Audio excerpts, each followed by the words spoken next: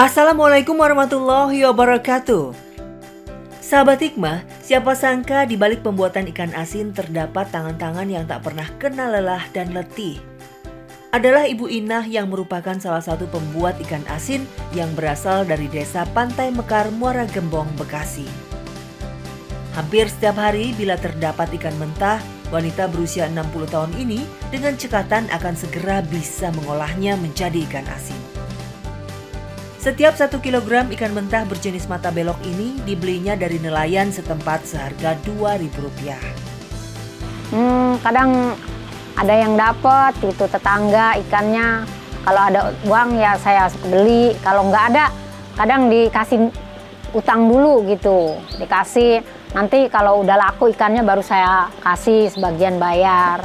Terkadang kalau cuma sedikit ya, ukuran 1 atau 2 kilo saya dibagi gitu, saya kumpulin. Setelah ikan-ikan ini dibersihkan, ibu lantas merendam ikan-ikan ini ke dalam ember dan diberi campuran garam. Garamnya harus banyak agar rasa asinnya lebih terasa. Garamnya sampai 8.000 1 kilo.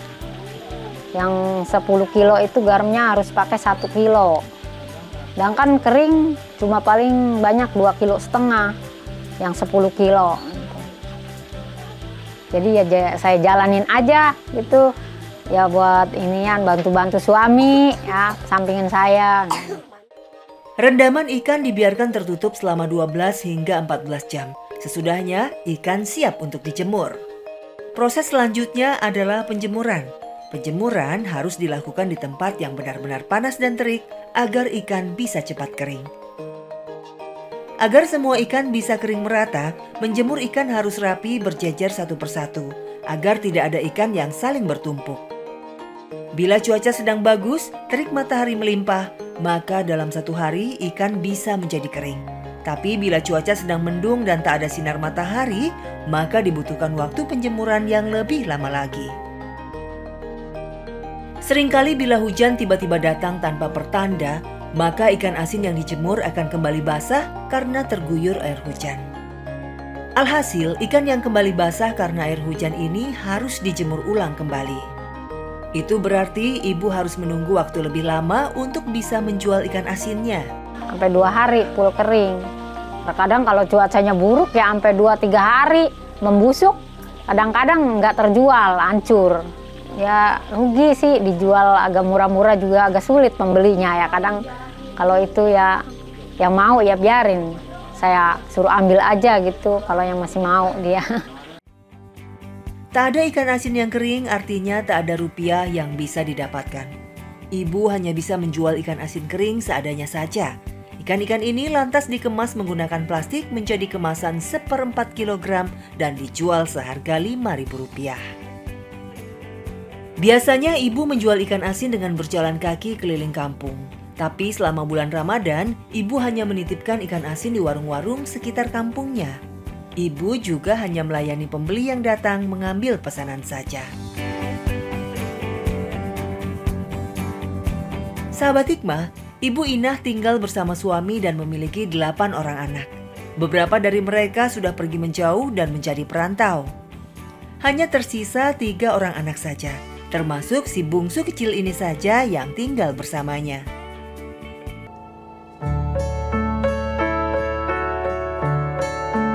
Suami ibu sehari-hari bekerja sebagai nelayan, tapi sudah setahun ini Bapak Mirun harus berhenti bekerja.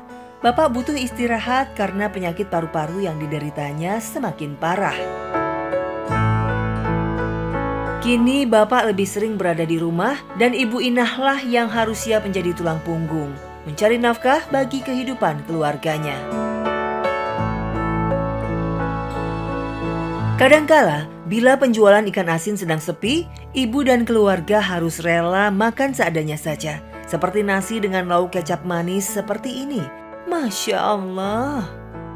Ya pernah makan kayak semacam kecap doang, bahkan saya sering memasak sampai nggak kebeli gas, masak di samping emperan gitu. Kayak di emperan rumah saya bikin dapur-dapuran sampai lama berminggu-minggu gitu ya. Udah jalanin aja sampai saya masak nasi kering saya pernah. Walaupun usaha di laut, ya kalau lagi begini usaha di lautnya macet, ya apa aja kalau mulung menjual belum bisa, saya nggak ada. Kadang-kadang ya sama tetangga apa, kalau udah keseringan mungkin malu. Untungnya anak ibu tak pernah mengeluh. Mereka tetap makan dengan nikmat dan lahap.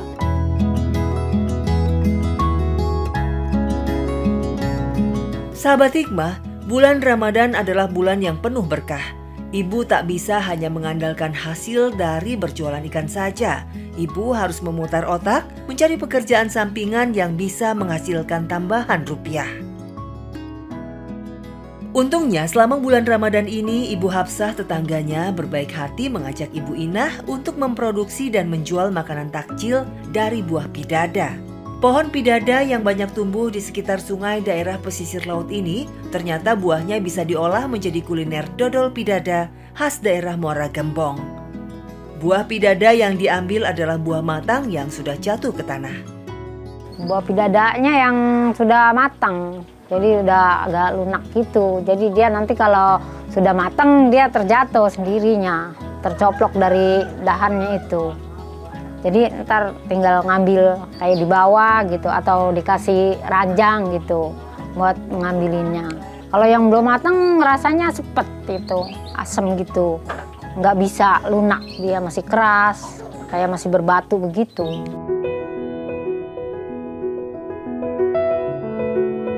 Setelah banyak terkumpul, buah pidada ini lantas dibersihkan dan siap diolah. Bagian busuknya dibuang dan hanya bagian bersihnya saja yang akan diolah. Pertama-tama, buah pidada harus digencet sampai menjadi halus. Setelah halus, buah disaring agar biji-biji halusnya tidak ikut tercampur.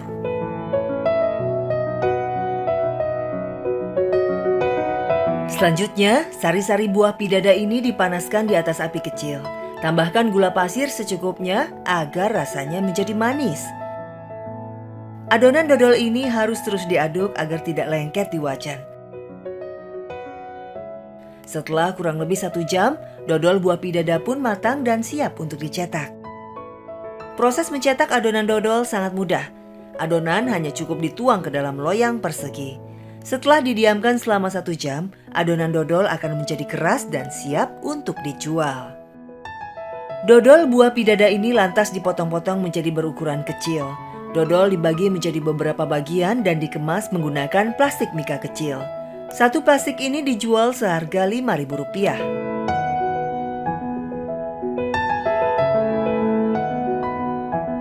Sahabat Hikmah, berjualan dodol sembari berjalan kaki keliling kampung seperti ini tentunya membutuhkan energi besar. Apalagi saat bulan puasa seperti ini, ibu harus menahan lapar dan haus sembari bergelut dengan panasnya terik matahari yang tak juga redup. Jalanan-jalanan di sekitar kampung dilaluinya dengan langkah-langkah kecil. Benak ibu sesak penuh dengan harapan agar dodol buah pidada bisa habis terjual. Bila dodol semuanya laku, maka ibu bisa mendapatkan uang yang lebih banyak saat bagi hasil dengan Ibu Hafsah yang sudah memberinya modal usaha. Sahabat Hikmah, berjualan saat berpuasa seperti ini tentunya menjadi tantangan berat bagi kondisi fisik ibu yang sudah tidak lagi muda. Pernah suatu ketika ibu merasa pusing dan lelah karena berjualan saat puasa. Tak kuat menahan sakit, ibu pun duduk sejenak sembari memejamkan mata. Malang, ibu malah jadi tertidur sejenak di pinggir jalan. Tak disangka, saat ibu tertidur, dagangannya dicuri orang. Saat terbangun dan menyadari dagangannya raib, ibu hanya bisa berdiam diri dan bersedih. Ibu khawatir tetangganya Ibu Hafsah akan marah besar bila mengetahui dirinya pulang tanpa membawa uang.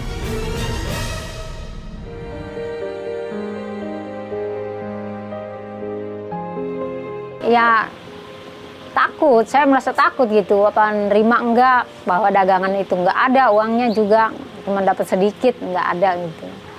Saya takut dia minta ganti, saya dari mana? Saya kan cuma kuli. Beruntung Bu Hafsah tidak marah. Beliau justru mengerti dan memahami musibah yang menimpa ibu. Masya Allah. Jadi saya kasihan sama dia. Ya Allah aja maha maaf, masa manusia tidak. Sahabat hikmah, saat menjalankan ibadah puasa bukan hanya menahan lapar dan haus, tapi juga menahan hawa nafsu serta amarah. Seperti sabda Rasulullah SAW yang tertuang dalam hadis berikut ini. Puasa adalah membentengi diri, maka bila salah seorang kamu di hari ia berpuasa, janganlah berkata kotor dan jangan teriak-teriak. Dan jika seseorang memakinya atau mengajaknya bertengkar, hendaklah ia mengatakan, sesungguhnya aku sedang berpuasa. Hadis riwayat Bukhari 1904 dan Muslim 1151.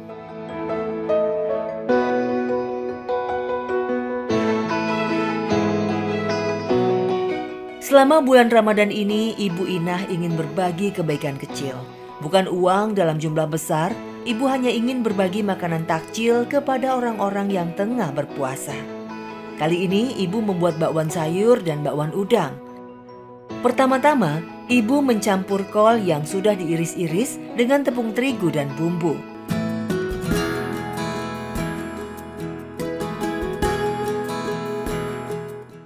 Setelah adonan siap, Ibu lantas menggorengnya satu persatu. Pembuatan bakwan udang juga sama. Udang kecil ini lantas dicampur tepung terigu dan digoreng sampai matang.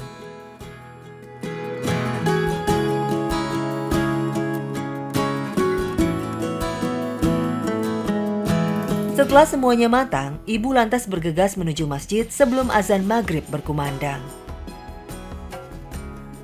Dengan rasa sukacita, Ibu menyerahkan bakwan kepada petugas masjid untuk dibagikan kepada jamaah masjid. Ya karena musola juga terkadang suka ngasih zakat beras apa kalau dapetin dari fitra yang ini tuh saya gitu. Saya juga cuma bisa ngasih gorengan sedikit cuma buat orang buka. Semoga aja membalas pahalanya buat saya gitu. Assalamualaikum. Waalaikumsalam. Sahabat hikmah, berbuat kebaikan sekecil apapun di bulan yang mulia ini, walaupun hanya memberi makanan berbuka, pastilah mendapatkan pahala di sisi Allah Subhanahu wa Ta'ala.